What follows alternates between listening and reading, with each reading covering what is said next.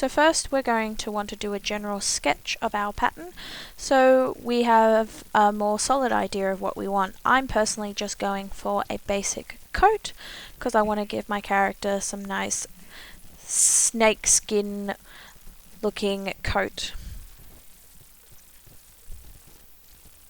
As you can see, that's my final project.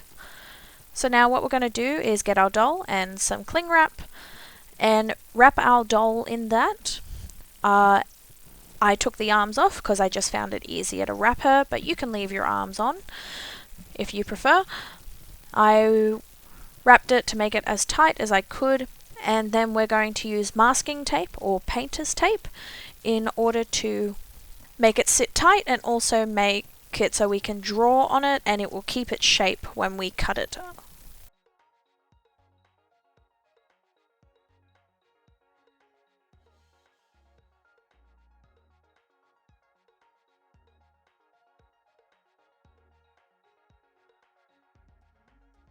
Now here I'm just adding some extra tape to reinforce the weaker looker areas. Essentially we want to cover everything that we want as a pattern with tape and make sure it's smooth. Now I'm drawing where I want the seams to be because this is where I'm going to cut the tape, and this will also give us the pattern and where we need to sew it back together.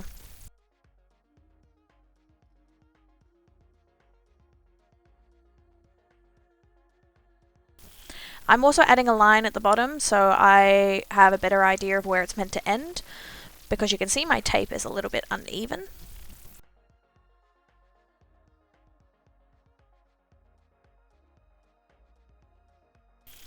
Now as you can see, I need to cut it out. I have these like nail scissors with these curved edges because I personally find it easier in regards to not scratching my doll.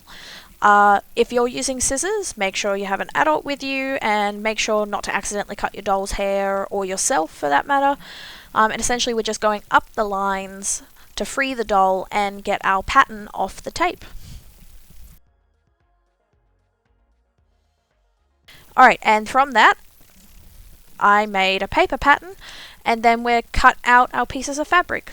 I like to pick a thread that more blends into the fabric so it will not stand out as much when it inevitably pulls, and you can see that little bit of seam there.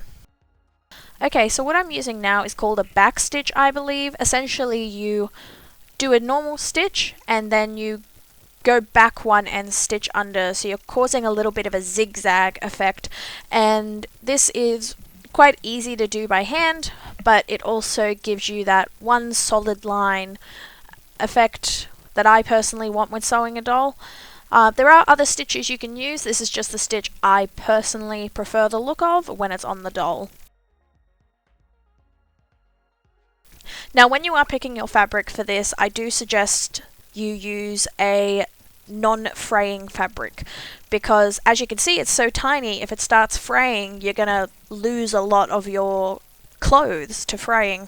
So especially if you're first time at this, try using a non-fray fabric until you've gotten the hang of the fray fabric, or use a glue that's meant to stop the fraying on the edges of the fabric.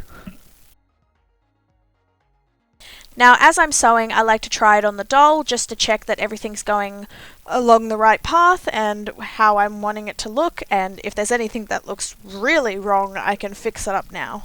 And essentially we just sew all our pieces together until we have a completed project. Hand sewing the project will take longer, but there is also less chance of you making mistakes because a sewing machine can eat up your project when you're making something on such a small scale. And as you can see, I'm trying it on again and it's looking all good to me. I'm loving the effect of the snake scales. And once you've started sewing it all together, you can see the project starts to actually look like a piece of clothing. And once you've sewn it all together, you can flip it inside out. You might need help with a tool for those tiny little sleeves. And if you don't want to go any further, this can be a completed project. Part 2, we will be doing all the finishing touches like closures, seams, folding over the edges, pretty much fixing it up to make it look a little bit more professional. But if you just want a whole new jacket for your doll, this can be as far as you go. I'll see you guys all for part 2.